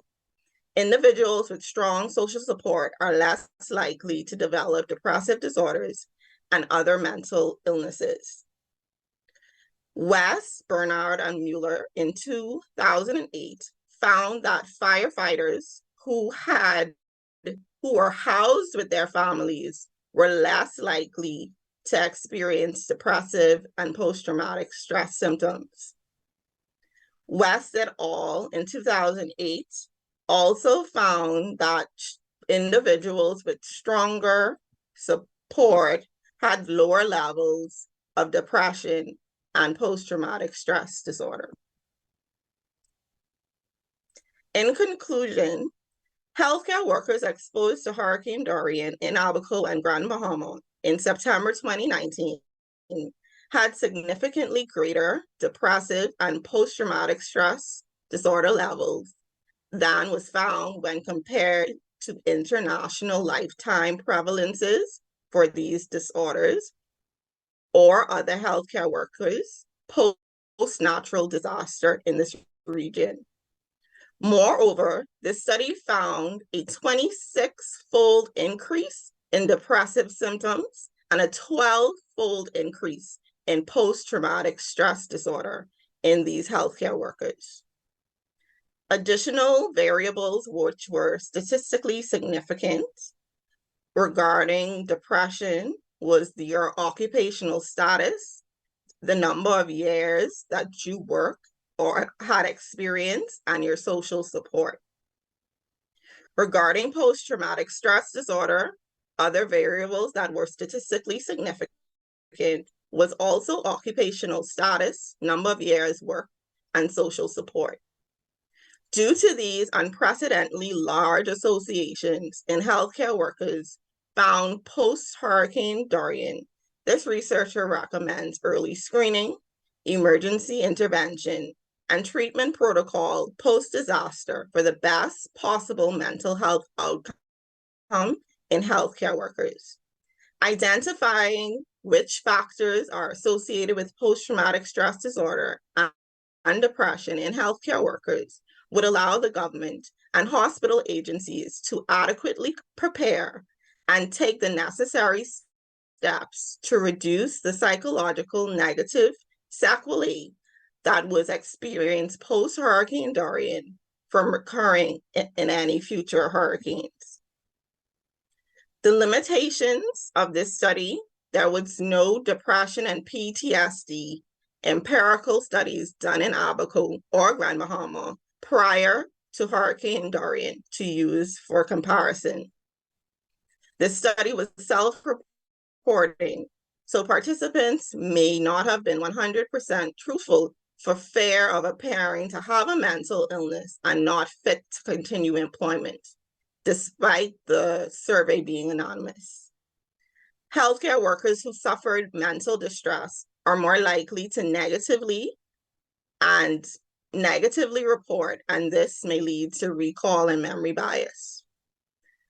The post-traumatic stress disorder and depression assessments were self-reported questionnaires, which, while valid and reliable, cannot equal a clinical evaluation done by a clinical psychologist or psychiatrist. Persons with the worst experience and severe symptoms may be more likely to complete the survey, and healthcare workers with high responses due to the survey being anonymous were not being able to be identified to implement treatment as needed. Our recommendations are that immediate mental health assessment be provided to identify healthcare workers in urgent need of psychological support, such as cognitive behavioral therapy, mindfulness therapy, grief counseling, problem management plus help as implemented by the WHO, group interpersonal therapy, also recommended by the WHO. The government, the public hospitals authority, and private entities can provide the needed psychological support and, if necessary, pharmacological treatment at no cost to these healthcare workers with moderate to severe post-traumatic stress disorder and depression that became present after Hurricane Dorian.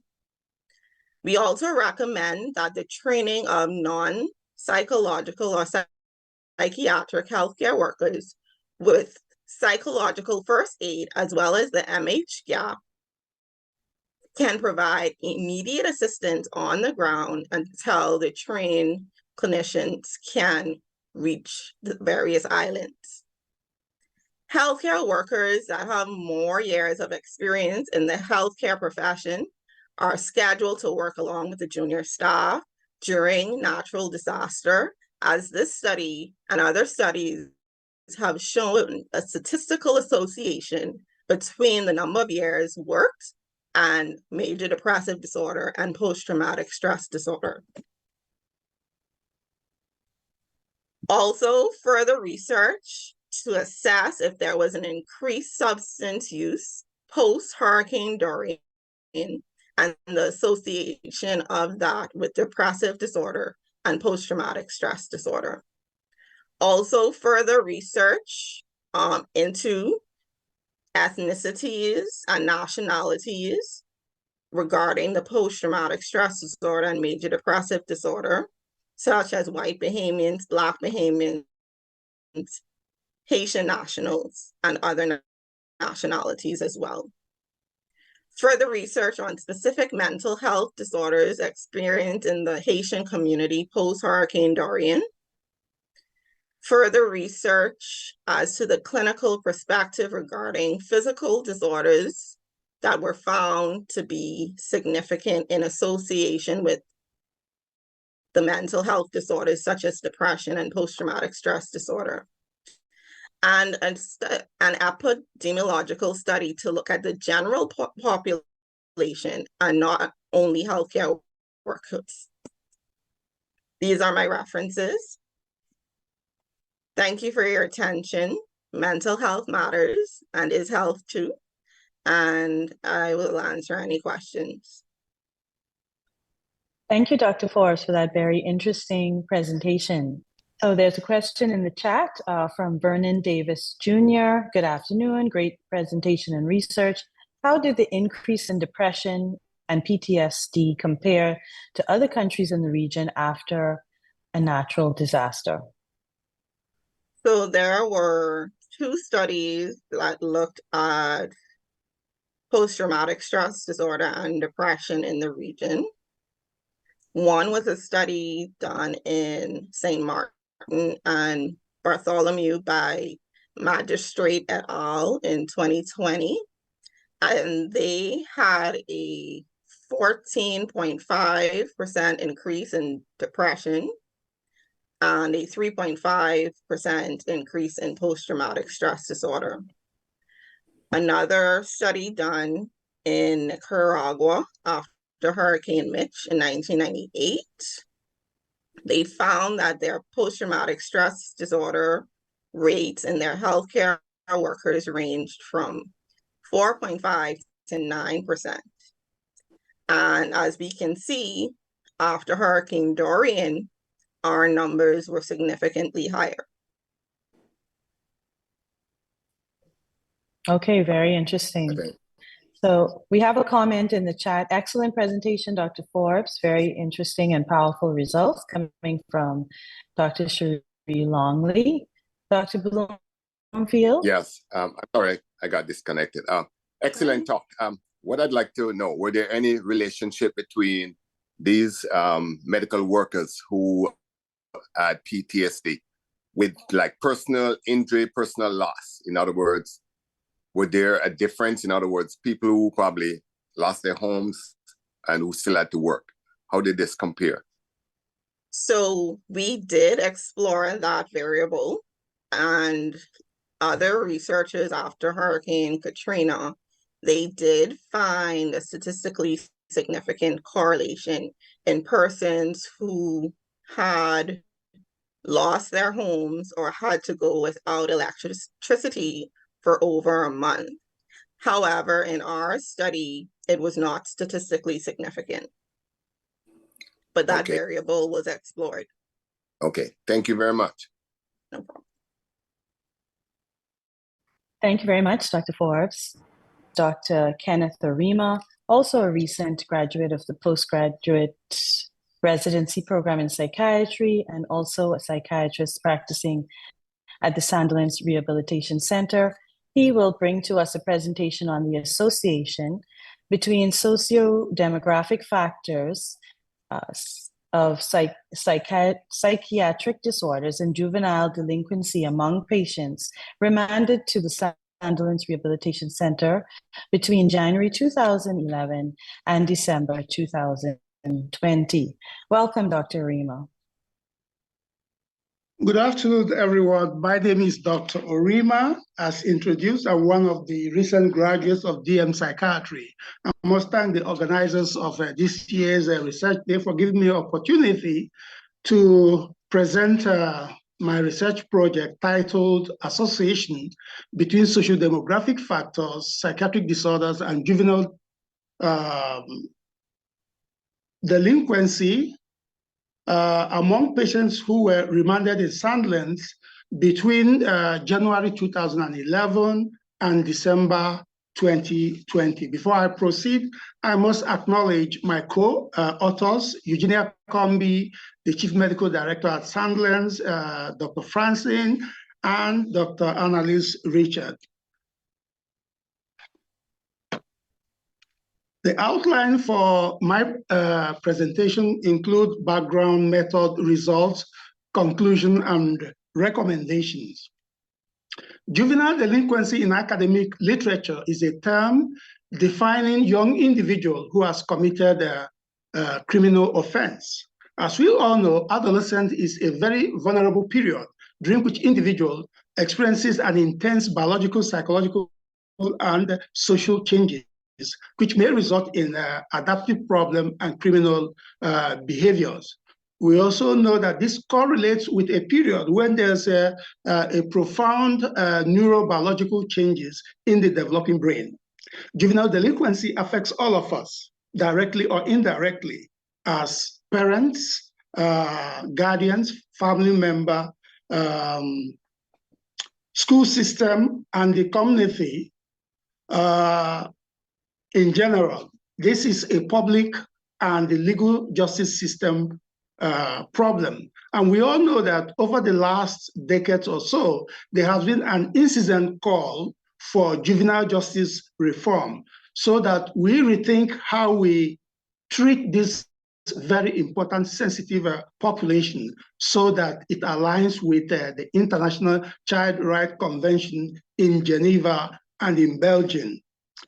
The relationship between social demographic factors, mental disorder, and juvenile delinquency in both outpatient and inpatient settings have been explored in so many international studies. There's no local study in on the prevalence of juvenile delinquency associated social demographic factors and mental disorder, both in inpatient and outpatient setting in the Bahamas. In Sandilands Rehabilitation Center, where I work, adolescents between the age of 9 and less than 18 are admitted under court remand to child and adolescent unit for evaluation as well as treatment before the juvenile court disposes of their case. After this assessment and management is concluded, these adolescents are returned back to the court on specified date on their court remand, and the court decides whether these juveniles return to their home or whether they are sent to special community homes. So looking at categories of their crime, according to the penal code, the juvenile delinquency crimes could be categorized into a status offense, property crime, violent crime, and drug-related crimes. The risk factor for these criminal behaviors include biological, psychological, as well as familial circumstances of these adolescents. The research aim, this is a retrospective chart review study to investigate the association between socio-demographic factors, psychiatric disorders, and juvenile delinquency in Bahamas between the period of 2011 and 2020. In terms of methodology, the inclusion criteria include juveniles, delinquents aged 9 to less than 18 who were admitted on court remand order to child and adolescent unit at Sandilands with accessible medical record at the time of this research. 461 charts were reviewed. Sociodemographic factors, clinical data, charges of these juveniles, as well as their parental data, were collected from medical record using data collection instrument designed, developed, and tested by the researcher. Data was statistically analyzed using descriptive and inferential statistics. So research questions were as follows. Is there an association between socio-demographic characteristics and juvenile delinquency of these patients? Is there an association between socio-demographic factors and psychiatric disorders? And lastly, is there an association between psychiatric disorders and juvenile delinquency? This is a sample of data collection instrument used, and this was adapted from the International Self-Reported Juvenile Delinquency Survey, which is a worldwide survey that has the greatest data collection on juvenile delinquency all across the globe. So the results were as follows. Looking at patients' demographics concerning age, predominant patients had age between 9 and 13 years, which consider about 86% of the entire chart that was reviewed. They were predominantly males, and males constituted 75% of all the patients that were assessed. A greater proportion of them were Christians, and the highest level of education was grade level 9 to 10. And they were residing mostly in Nassau compared to other islands. Living arrangement, the greatest proportion of these patients were living with parents and siblings. Their drug use, looking at past and current drug use, cannabis was the most predominant drug use, which accounted for more than 50% compared to other drugs. Looking at the psychiatric diagnosis of these patients, 50% of the patients were diagnosed with at least one psychiatric disorder at the time of discharge. The most prevalent diagnosis was substance use disorder. This was followed by disruptive behavioral disorder, conduct disorder. Looking at categories of offenses on remand order for these patients, with status offense, the predominant charge was uncontrollable child. Then for property crime, burglary was the most predominant charge they had at the time of remand. For violent crime, the greater proportion of these patients were charged with aggravated assault. Looking at parental demographics, most of the parents had full-time employment. Greater proportion of them were never married, and the highest level of education was secondary. In terms of financial situation, greater proportion of the parents were self-supported. Concerning history of drug use by parents, greater proportion of parents documented substance use, and most prevalent is polysubstance use. Concerning history of incarceration by parents, even though greater proportion of parents had no criminal record, for those of them that had a history of incarceration, most of predominant charge was violent crime.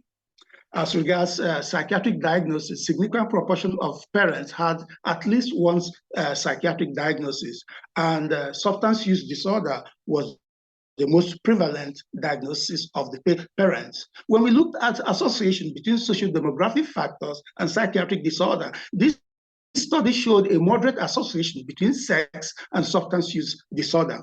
Living arrangement was significantly associated with substance use disorder. Post-traumatic stress disorder was the only disorder that had some significant association with nationality. There was a weak association between sex, post-traumatic stress disorder, oppositional defiant disorder, disruptive behavioral disorder, conduct disorder, and depressive illness. Living and arrangement also had a weak association with disruptive behavioral disorder. When we looked at the association between social demographic factors and juvenile delinquency, sex and living arrangement had a strong association with status offense, while the same sex and living arrangement has a very strong association with property crime. For violent crime, there was insignificant association between social demographic factors and violent crime. As regards social demographic predictors of drug use, when we applied multiple logistical regression, we found out that sex, living arrangement, status of enrollment, as well as grade level at school, 9 to 10th grade and 11 to 12th grade, are strong predictors of substance use. Association between psychiatric disorder and juvenile delinquency. Substance use disorder is a significant predictor of drug-related status offense. The other psychiatric disorder did not have a significant predictor in terms of drug-related status offense. Looking at influence of psychiatric diagnosis with delinquency, patients who have substance use disorder were more than 7 times likely to have committed a drug-related offense. In conclusion, majority of patients in this study were males, age 14 to less than 18, lived in New Providence, must have completed up to 9th or 10th grade at the time of their remand, and they were living with parents and siblings, and must have been diagnosed with, mostly diagnosed with substance use disorder upon their evaluation and discharge from the adolescent service. More than 50% of parents had documented drug history as well as incarceration and have a psychiatric diagnosis. Several social demographic factors were predictors of psychiatric disorder. Status offense, property crime, drug-related crimes have significant association with various social demographic variables. Psychiatric disorder were predictors of drug-related offenses. So in conclusion, social demographic disadvantage, mental illness, whether diagnosed or undiagnosed, contributes to juvenile delinquency. The recommendation of this study recommends advocacy for juveniles at risk of delinquency, which will involve sensitization of parents, educators, at-risk community to recognize delinquent behaviors or associated mental problems through dissemination of information on how and where they can seek help for affected individuals. To transfer knowledge generated from these studies to relevant stakeholders, which include juvenile justice system, youths, practitioners, researchers, as well as politicians, to stimulate more involvement in juvenile reform strategies and designing evidence-based correctional and rehabilitative measures, which will include therapeutic jurisprudence, restorative justice by the Juvenile Justice Department. The goal of all this to prevent reoffending so that our kids do not end up as adult criminals.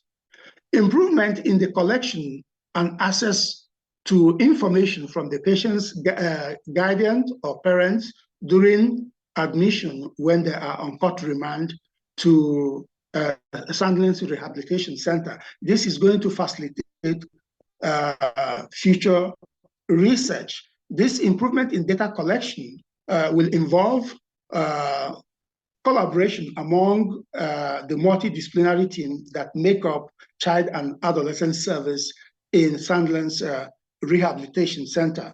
I must say that the limitation in this study includes it being a retrospective chart audit. According to International Self-Report Survey on juvenile delinquency, which is a project that provides the highest evidence-based data on juvenile delinquency.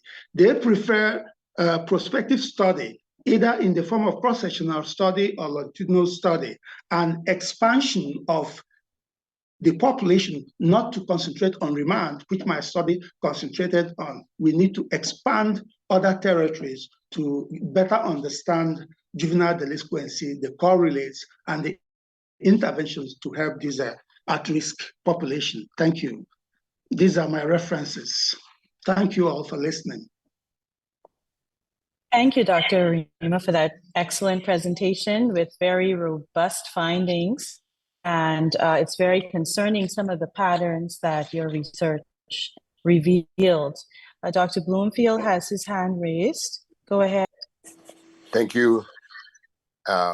Very thought-provoking presentation. I would like you to, if it's possible, to extend your study and review. I worked in the OBGYN department in the 1980s amid the cocaine epidemic, along with the onslaught of the HIV infection phase. And it would be interesting to see how much of these children that were remanded, the background of the parents, the area that most of these kids grew up in, because it was noticeable then that, you know, some of the abusers came from certain environmental areas. And just how it correlate, because we feared back then that something like this would probably come about. And like Dr. Cooper said earlier in his question about the marijuana use, cannabis use, if this is found out that there's correlation, then moves ought to be made to see how we can protect these kids. Because I'm sure, I'd hate to believe it's going to be generational, but to see how we can protect these kids by implementing appropriate social programs to identify kids at risk before they start to show these unwanted behavior. Thank you. Thank you very much for the comment. So I must say that what motivated me into doing this study was my experience when I was rotating with child and adolescent service. Incidentally, this was a period where we had so much of remand from New Providence as well as from the islands. So these patients came from various backgrounds. So many of them came from various children's homes. A lot of them, the parents had to petition because they were uncontrollable. So we had these kids from different backgrounds in our unit. So I saw a pattern of behavior. These kids, irrespective of their different background, have common behavioral denominators. They were traumatized kids. They are very bold and assertive. They find it difficult keeping to structure and boundaries set in the unit, and they tend to bully other kids. So I said to myself, I need to understand what is driving this behavior. I went to Dr. Franson. I said, I saw a pattern in my unit. I think this is something that I would jump at and see what is really fueling this behavior. He said, go ahead, and with you, let's jump at it. So I noticed that most of these kids had trauma history. They were kids affected by early childhood experiences. So that nurturing that kids had growing up under roof of parents, being biological parents or caring guardian, grandmom, they lacked those nurturing. So they use maladaptive means of coping, which is restoring to substance use. And that is what related to them being in conflict with the law in the first place. So there is a need to look at mental health status of these kids at all levels, but especially for pediatricians, child psychiatrists, community physicians. We have to increase our index of suspicion. For us to be safe as a country, as a community, we have to make sure that our juveniles are not delinquents. And if you check trajectory of most chronic reoffenders, they end up as adult criminals, and they are the ones that make our community unsafe for us. So we have to apply restorative justice in our justice department, and the legal justice system in the juvenile department have to enforce therapeutic jurisprudence. They cannot dispose of these kids without making sure that they have adequate mental health screening and get the help that they need, address their social disadvantages, and if possible, take them away from very toxic environment, because this impacts their trajectory as human beings.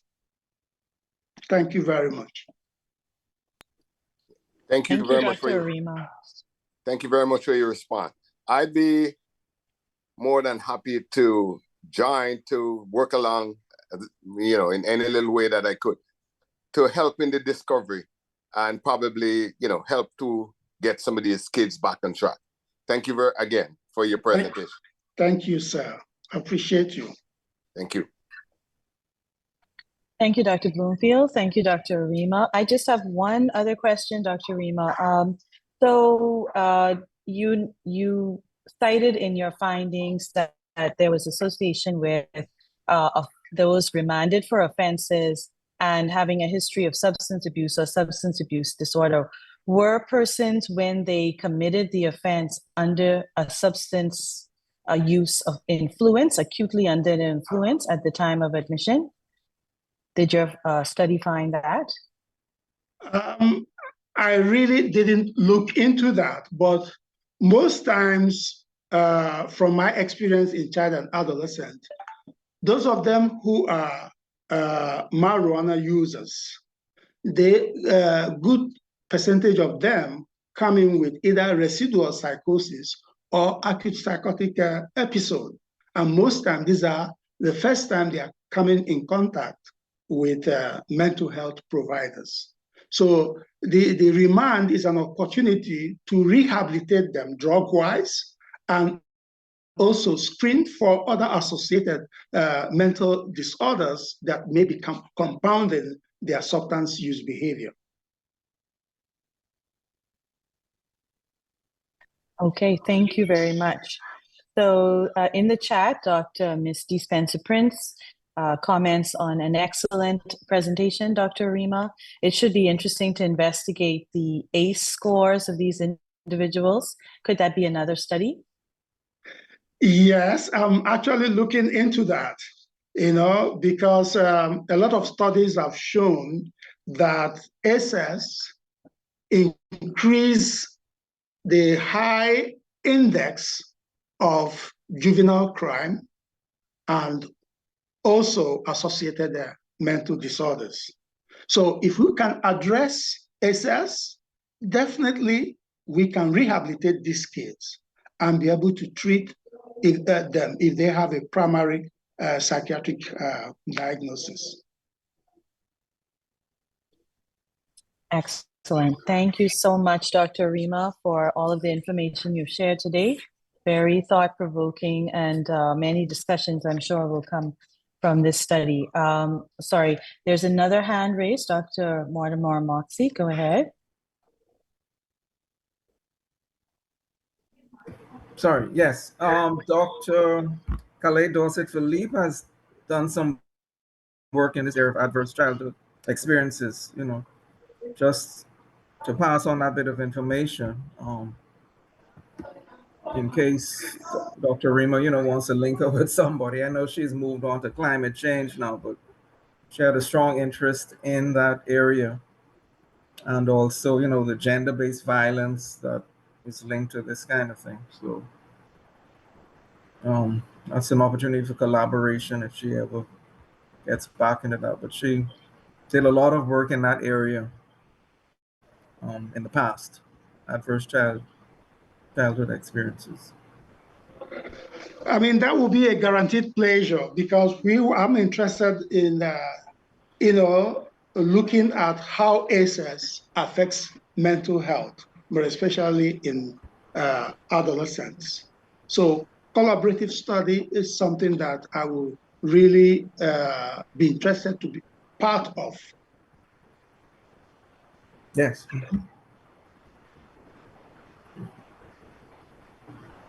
Thank you. Thank you, Dr. Moxie, for that information. And so with that, we will move on to our final presentation for session 6 of the annual research day with a pre-recorded video from Dr. Thomas Smith, who will be presenting on the topic knowledge, attitudes, and practices among mental health professionals employed at the Tertiary Care Psychiatric Hospital in the Bahamas towards transitioning of adolescents with chronic mental illnesses.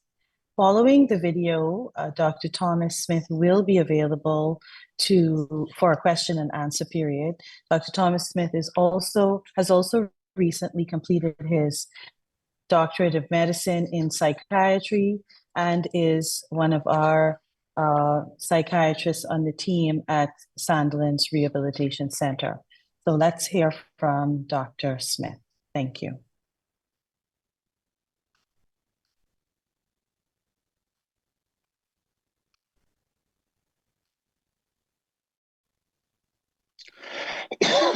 Good morning. So I'm presenting today on the topic perceptions and practices among mental health professionals towards transitioning adolescents with chronic mental illnesses to adult mental health services. And this research was done in partial fulfillment of my DM in psychiatry at the University of West Indies.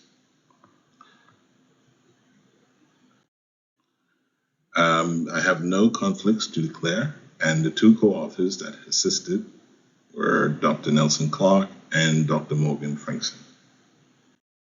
Epidemiological studies confirm that by the age of 24, 75% of all chronic mental illnesses seen in adulthood have their onset in childhood. Half of all those mental illnesses seen are actually present by the time the child is 14. Lifetime prevalence estimates that mental illnesses is about 20% in childhood. Given all of this, the adolescent period is a critical stage in young adults' lives with an increased risk of psychological morbidity and risk-taking behavior.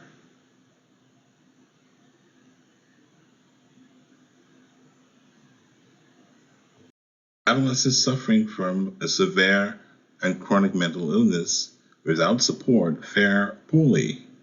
They have higher rates in unemployment, unplanned pregnancy, drug use, homelessness, involvement in the penal code system, and they're less educated. Psychiatry divides the services by adult, separated from child and adolescent.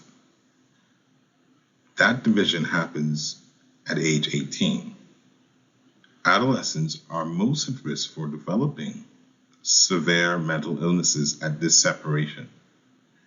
During this period, there is a greater risk for disengagement from services when they need them the most, and the services are actually at its weakest. Disengagement from treatment offered through mental health services for adolescents ranges from 30 to 60% over time. So what is transition service? So transition service involves a planned series of meetings, including terminating and receiving teams, patients, parents, guardians, and relevant supporting staff. It helps or gives the needed support and bridges the gaps between the divide while facilitating a seamless transfer. It's very distinct from transfer, which is the abrupt end of service and the engagement to another.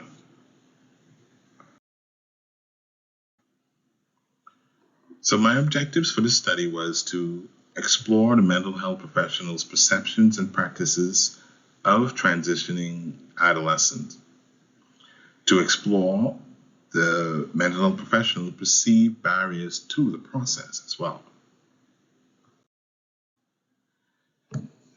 So the methodology was a cross-sectional design was chosen for the study with a 36-item questionnaire used to capture the responses of 88 participants grouped as physicians, nurses, and mental health professionals, including psychologists, social workers, occupational recreational therapists.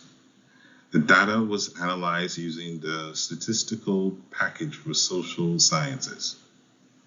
The mental health professionals were surveyed on knowledge of the process, current practices, and attitude towards adolescents during the transitioning period. Practices and attitudes were also assessed as supportive or non-supportive using guidelines for optimal transition service cited in literature. Participants were also asked to rank perceived barriers to the process. So the available population at the time of the study was 36 physicians, inclusive of all grades, 112 registered nurses, 40 nursing officers, 10 clinical psychologists, 9 staff members attached to the occupational therapy department, 9 from the recreational therapy department, and 17 staff members in the social services department. So those who were excluded from the study included administrative nursing officers, physicians whose primary area of practice included geriatrics and substance abuse medicine and forensics, interns, PCTs or patient care assistants, and non-clinical staff members of recreational and occupational therapy departments, including attendants. Those who participated included 25 physicians, 70 registered nurses, 10 clinical psychologists, 12 social workers, 9 recreational therapists, and occupational therapists.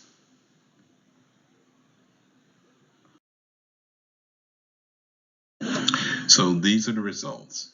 The median correct knowledge scores for 22 of the participants in the category of other, which included the clinical psychologist, the recreational and occupational therapist, and the social worker, their score was 33.3%, meaning they got 1/3 of the questions correct.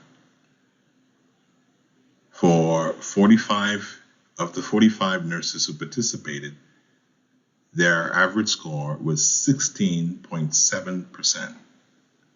And for the 22 physicians, they scored 33.3%. The general mental health professionals' median score for knowledge was 33.3%, IQR range 0.0 to 33.3. When we're looking at the attitude median score, which was based on the Likert scale ranging from strongly disagree, neutral, agree, and strongly agree, the score was 3.9, or agree. The interquartile range was somewhat agree to agree. The median practice score for participant, which was also on the Likert scale, that included range from never, rarely, sometimes, always, was 3.2. Interquartile range 2.9 to 3.4, or sometimes. No statistically significant median difference was found by service types, p-value 0.405, knowledge with the p-value of 0.488, or by practices, p-value 0.677. There was also no statistically significant difference in the median, sum, and scale practice scores grouped by service types, with a p-value of 4.05, knowledge performance 8.92, or attitude categories with a p-value of 0.641. And this is just basically a histogram representative of the overall performance of the mental health professionals on the knowledge questions. As it can be seen through the histogram, the attitude score actually showed that there was an overwhelming supportive attitude towards the transitioning adolescent, and also representative of the practice score, which an overwhelming sometimes in terms of the practice, the clinical practice when dealing or seeing a patient who is transitioning by the mental health professionals. Including in the study, mental health professionals were asked to give their ranking of the perceived barriers to an optimized transition service, with number 1 being the most perceived barrier, number 10 being the least. And just rounding off the top 5, we see that the first one was, the most prominent one was a lack of planning, also very quickly followed by the unclear institutional policy, budgetary restraints, lack of interagency support, and difficult accessing resources. So the conclusion, on the 3 key knowledge questions, more than 80% got 1 or none of the questions correct. Only 3 or roughly 4% provided the correct answers to all 3 questions. The practices among the group was unstructured and varied, with the majority reporting sometimes best practices in supporting and preparing the adolescent patient or optimizing the transition process. Whether participants scored poorly on knowledge questions or performed well, this did not affect the clinical practice of the mental health professionals regarding transitioning the adolescent. Their practices remained the same, which was sometimes. Participants' views and attitudes generally inclined towards most of the core components of a good transition, that being transition preparedness, access, and transfer of all medical records. There was no written policy guiding the process of transitioning service. So a key limitations to this study was that it took place in the height of the pandemic, 2020, 2021, and many staff members were infected by COVID-19 virus. And so the above conditions may have had some impact on the non-response rate being 33.1%. And in that regards, the sample may not be representative of the entire mental health professional team members currently employed at the Sandilands Hospital. So the recommendations: ongoing education along with specialization of physicians and multidisciplinary team training should be viewed as a priority.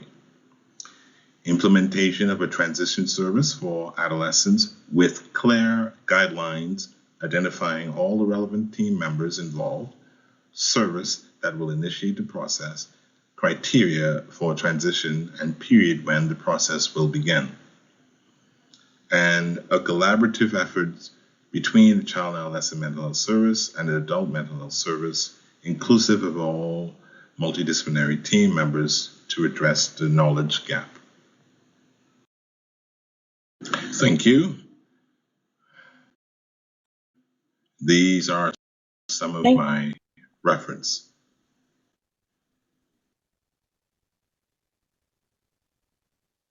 Thank you, Dr. Smith, for that very interesting presentation. We'll now entertain questions regarding your research study.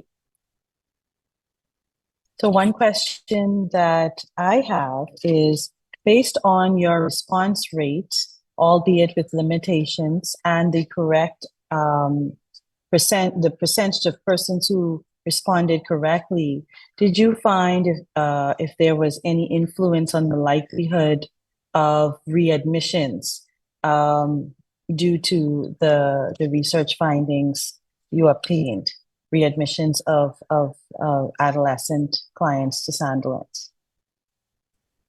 Good afternoon. Thank you very much, Dr. Grimes. So the study really focused on three key areas. One, I wanted to know the knowledge that persons who were involved in a transitioning team or transitioning service, whether they were able to clearly have the kind of knowledge that would satisfy the correct support for those students or patients transitioning from child adolescent with a chronic mental illness to the adult service, to know whether or not their practices that would have been really one that optimized that transition was actually being done, and just their attitudes. So we really didn't look at recidivism rates of any sort. What we were looking for is whether or not the transition service, if it exists at all, and how optimized it was given the barriers, the knowledge, and the practices of the mental health professionals involved. I'm so sorry. One of the slides that Dr. Halliday would have, I'm sorry, was the limitations. A very important limitation is that this study was done in the height of the COVID pandemic between 2020 and 2021. And that definitely affected the response rate for sure. And that definitely would be a key factor to look at in terms of the generalizability of this study. Given that, though, a 66.7% response rate was a pretty good attempt to get a good picture or a snapshot of where we are in terms of our practices and knowledge. Thank you, Dr. Smith. Does case management have a role in transitioning of clients from one area to the next? Actually, that's a very good question. One of the key recommendations that was highlighted in a landmark study by Singh in the UK was to have a designated coordinator of care / case manager who not only facilitates the meetings between the two services, adult and child adolescent, but also creates the environment where the patient and the guardians are available to interact with both teams as this transition services is taking place. Yes, so case management, coordinated care is absolutely necessary. Thank you for that information. Do we have any additional questions or comments for Dr. Smith at this time?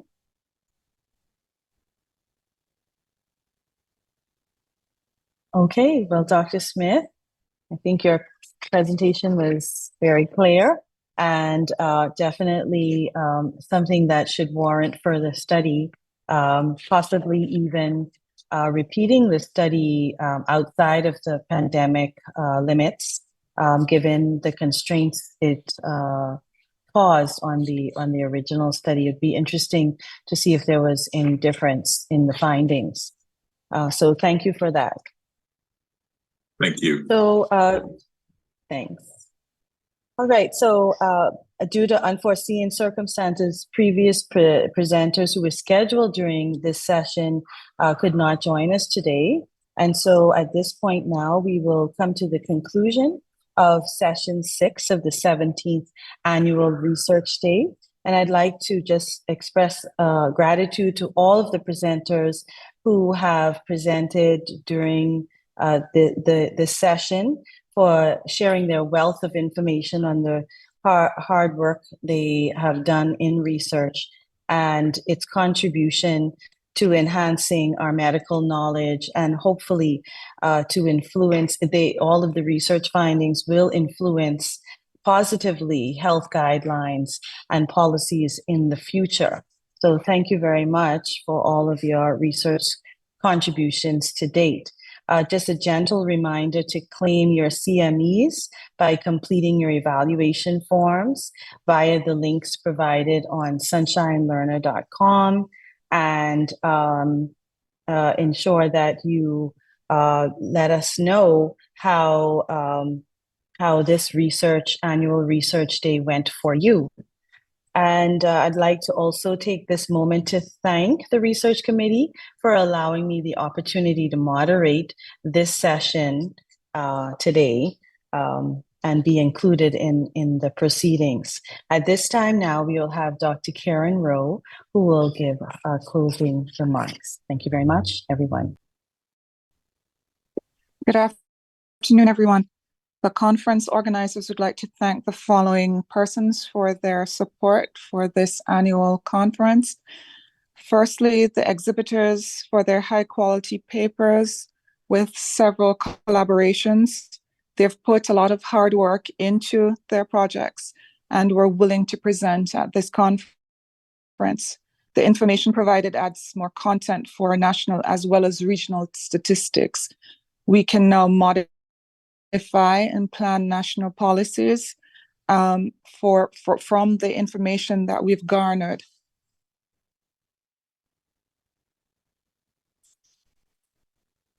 And our current medical practices, we can actually implement some of the information that was gathered. We'd like to thank the moderators, the judges, the lecturers that participated in the conference, and our sponsors, the Ministry of Health and Wellness, the Public Hospitals Authority, Princess Margaret Hospital, Physicians Alliance, Doctors Hospital, the University of the Bahamas, the University of the West Indies School of Clinical Medicine and Research, Nestle, Cisco Bahamas, Family Medicine Center, the Medical Protectorate Society, Lowe's Wholesale, and Nassau agencies. Our organizers, we'd like to thank them as well, because one particular person, Dr. Halliday, who has provided significant amount of IT support for the actual conference. We'd like to thank the support staff of the University of the West Indies School of Clinical Medicine and Research, and you, our audience, for taking time out of your weekend to be here. It is my hope that we continue to strive to do more research and expand our areas of study, to increase our collaborations and expand to be more global. And finally, to extend further studies in some of the areas that we had in the presentation for today. I thank you for your participation and have a good afternoon.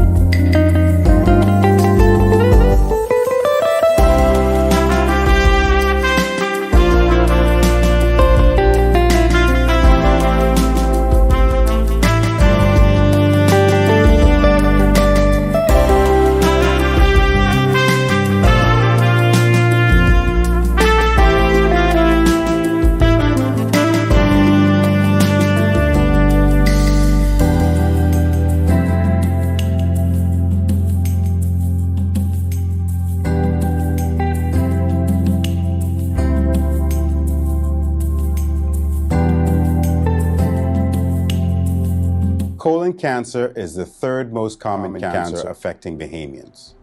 Your risk of developing colon cancer is increased if you have a personal history of colorectal cancer or colon polyps, a family history of colon cancer, or inflammatory bowel diseases such as ulcerative colitis. Other factors that can increase your risk of developing colon cancer are low fiber, high fat diets, a sedentary lifestyle, obesity, smoking, and alcohol. You can take steps to reduce your risk of colon cancer by making specific lifestyle changes. Eat a variety of fruits, vegetables, and whole grains. These foods contain fiber, minerals, vitamins, and antioxidants, which may play a role in cancer prevention. Drink alcohol in moderation or not at all. Do not smoke. Exercise with a goal of getting in at least 30 minutes each day. If you've been inactive, start slowly and gradually build up to 30 minutes. Also, talk to your doctor before starting any exercise program. Maintain a healthy weight. If you're at a healthy weight, maintain it by combining a well-balanced diet with daily exercise. If you need to lose weight, ask your doctor about healthy ways to achieve your goal. Colon cancer screening can also help to prevent colon cancer or lead to its early detection when treatment is most effective. If you're 45 years or older, speak to your doctor about having a colonoscopy or some form of colon cancer screening that may be appropriate for you. I'm Dr. Eugene Marcus Cooper. Pay attention to your health. Get the facts and discuss colon cancer with your physician today. This message is brought to you by the Ministry of Health in partnership with the Public Hospitals Authority.